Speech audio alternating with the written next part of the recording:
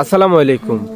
হাদিসে এসেছে, ফজরের নামাজে যে ব্যক্তি উপস্থিত থাকিবে তার জন্য পৃথিবীতে এবং আকাশে সব জায়গায় আল্লাহ তাআলা সওয়াবের এবং পুরস্কারের ব্যবস্থা করে রেখেছেন।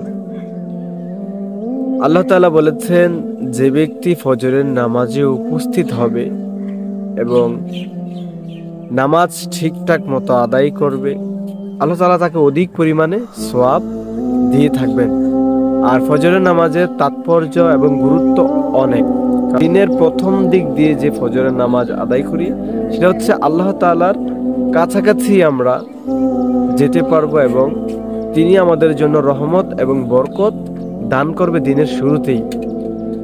আরো বলা আছে হাদিসে, যে ব্যক্তি ফজরের নামাজ আদায় করে এবং রাস্তায় হাঁটতে বাহির হয়, ওই ব্যক্তি যখন হাঁটে, যখন তার উপরে বাতাস লাগে শরীরের মধ্যে, এই বাতাসের মধ্যে নাকি মুনাফিকের নিঃশ্বাস থাকে না। এখন আপনি যদি প্রতিদিন ফজরের নামাজ পড়েন আর যদি ওই বাতাস আপনার গায়ে লাগে, তাহলে ওই বাতাসের মধ্যেও কিন্তু রহমত বরকত থাকে। আর এর কারণে আপনার শরীরের মধ্যে যত ধরনের অর্থাৎ রোগ আছে, আল্লাহ চাইলে ওই রোগগুলোও শাফা দান করতে পারে। তাই আমরা সকলেই চেষ্টা করব ফজরের নামাজ পড়ার জন্য। তাছাড়াও যারা ফজরের নামাজ পড়ে তারা খুব তাড়াতাড়ি ঘুমাতে হয় আর ঘুম থেকে খুব তাড়াতাড়ি উঠতে হয়।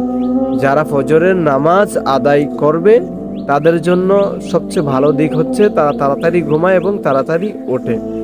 আর যারা তাড়াতাড়ি উঠতে পারে তারাই দিনের বেলায় খুব ভালো একটা কাজে মনোযোগ দিতে পারে।